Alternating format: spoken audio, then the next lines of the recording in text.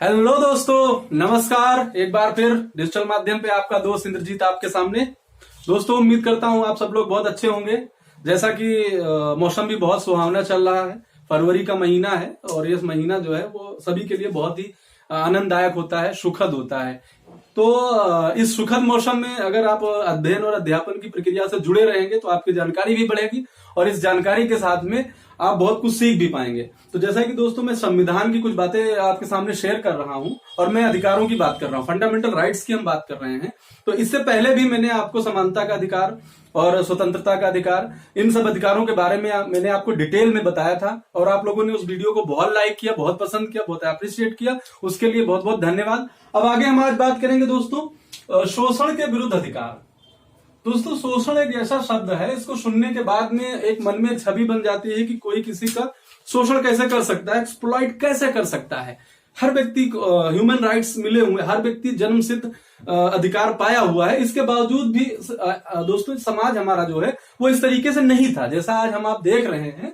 समाज हमेशा से ऐसा नहीं था। आज भी हालांकि शोषण कुछ ना कुछ मात्रा में दिख रहा है, लेकिन सभी प्रकार के शोषणों को खत्म करने की व्यवस्था संविधान में कर दी गई है और संविधान में एक्सप्लॉइटेशन ना हो इसके लिए जो है शोषण के विरुद्ध अधिकारों की बात की गई है। दोस्तों, हम आपको बताना चाहेंगे दोस्तों अधिकारों शोषण के विरुद्ध अधिकार में अनुच्छेद 23 अनुच्छेद 23 में यह बात बताई गई है दोस्तों कि मानव दुर्व्यापार और बलात् श्रम का निषेध किया गया है।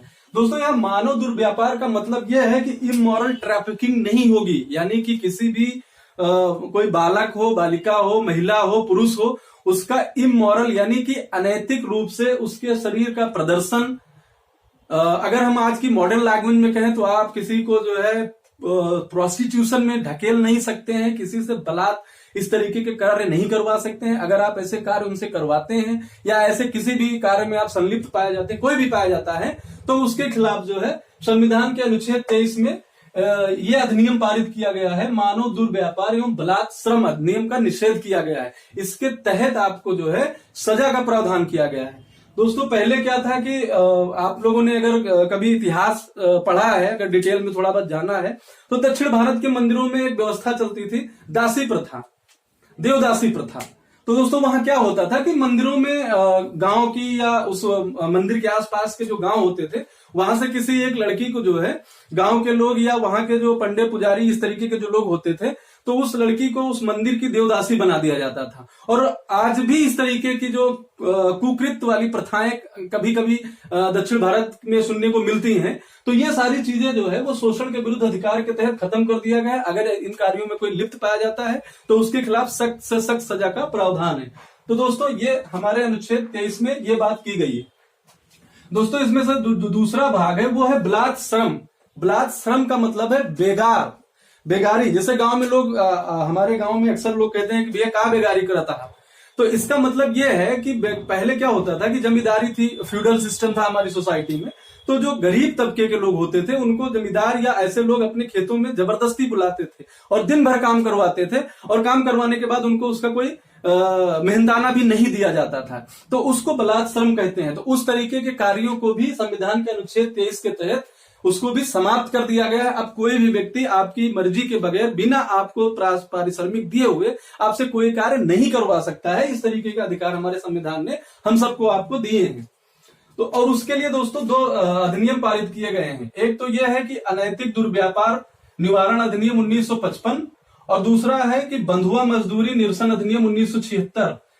दोस्तों, पार्लियामेंट के माध्यम से ये 2 कानून पारित किए गए हैं। इससे क्या है कि इमोरल ट्रैफिकिंग पे कंट्रोल किया जा रहा है और इससे क्या है कि जो बंधुआ मजदूरी होती थी, हालांकि दोस्तों सच्चाई ये है कि अभी भी देश के कुछ कोने में कभी कभार न्यूज में ये बातें आपको सुनने को मिल जाती हैं, जैसे कि नॉर्थ ईस्ट से बहुत सारे लोग हैं या जो गरीब राज्य हैं वहां के लोग जब पंजाब या हरियाणा या ऐसे अमीर राज्यों में जाते हैं तो कई बार ये सुनने को मिलता है कि वहां पे उनसे बंधुआ टाइप की मजदूरी करवाई जा रही है, जो कि गैर कानूनी है। अगर किसी भी तरीके से ये सूचना पुलिस को या कानून को मिलती है तो उसके खिलाफ सख्त से सख्त कार्रवाई की जाती है। तो दोस्तों, ये अनुच्छेद 23 की ताकत है कि सबको जो है मानव दुर्व्यापार और बलात् श्रम से छुटकारा दिया गया।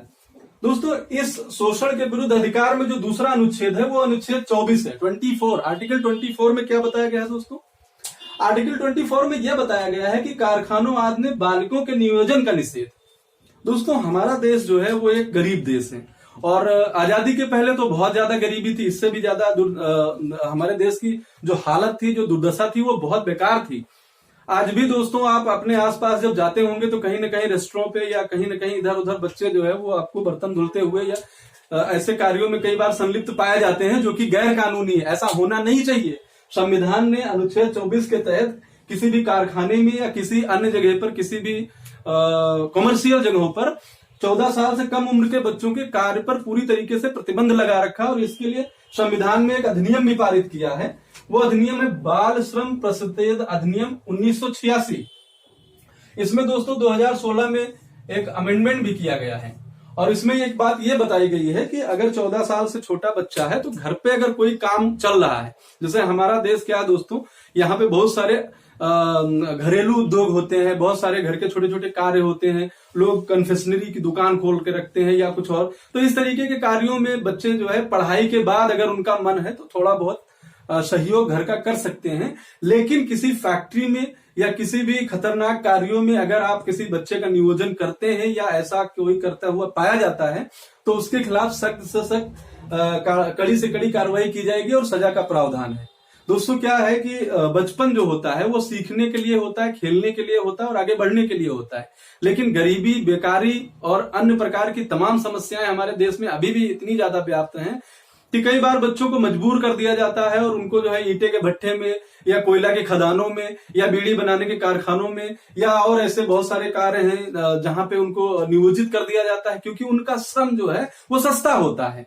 उनको थोड़ा थोड़ा पैसा देके निपटा दिया जाता है। लेकिन दोस्तों इससे उनके पढ़ाई पे, उनके स्वास्थ्य पे इतना बुरा असर पड़ता है कि उनका पूरा जीवन फिर बर्बाद चला जाता है और उनका जन्म भी गरीबी में होता है, जीवन भी गरीबी में बीतता है और वो गरीबी में मर ही जाते हैं। गरीबी एक अभिशाप है दोस्तों। तो इन सब चीजों को मतलब हमारे समाज में किसी का शोषण ना हो सके, इसकी पूरी व्यवस्था संविधान में की गई है। दोस्तों संविधान में जो अधिनियम पारित किए गए हैं, इन अधिनियमों को लागू करवाना हमारी प्रशासनिक व्यवस्था की जिम्मेदारी है। लेकिन उससे ज्यादा जिम्मेदारी दोस्तों हमारे नागरिक समाज की है, आपकी है और मेरी है। क्योंकि अगर हम और आप संवेदनशील नहीं होंगे और अपने आसपास हो रही दुर्व्यवस्था को अगर जागरूक होकर उसको सोशल मीडिया या मीडिया के तहत या शासन पे अगर दबाव नहीं बनाएंगे, ऐसा कोई कार्य हम अपने जीवन में नहीं करेंगे, तो इससे क्या होगा कि समाज में एक अव्यवस्था जो बनी हुई है वो सदा के लिए बनी रहेगी। तो किसी न किसी को इसके लिए कदम उठाना पड़ेगा। तो दोस्तों ये शिक्षा सिर्फ हमें किस लिए, रोजगार पाने के लिए नहीं, रोजगार पाने के साथ साथ एक गौरवपूर्ण जिंदगी हो, आपके मन में एक बहुत ही सम्मानित जीवन आप ऐसा जी सके, ऐसी व्यवस्था बनाने के लिए दोस्तों हमको और आपको आगे आना पड़ेगा। इसलिए इस एजुकेशन को, ये जो प्लेटफॉर्म है, इसको आप एजुकेशन तो मानिए ही, इससे आपको दो चीजें मिलेगी। एक चीज तो ये है कि अगर कॉम्पिटिटिव एग्जामिनेशन में क्वेश्चन पुटअप किया जाएगा, यहां से दोस्तों 3-4 क्वेश्चन आसानी से पूछे जा सकते हैं। पहला क्वेश्चन तो यही पूछा जा सकता है कि शोषण के विरुद्ध जो अधिकार है उसका जो व्यवस्था है उसकी अनुच्छेद में दी गई है दोस्तों, तो वो अनुच्छेद 23 और 24 में दी गई है। कई बार ये पूछ लिया जाता है कि बाल श्रम अधिनियम कब पारित किया गया दोस्तों, तो ये आप आसानी से बता सकते हैं कि 1986 में पारित किया गया। कई बार बंधुआ मजदूरी से संबंधित क्वेश्चन पूछ लिया जाता है। और दोस्तों आजकल क्या है कि आजकल क्वेश्चन बहुत ही प्रैक्टिकल टाइप के क्वेश्चन पुटअप किए जा रहे हैं, बहुत ही जेन्युइन टाइप के क्वेश्चन पुटअप किया जा रहा है। डायनेमिक अप्रोच है।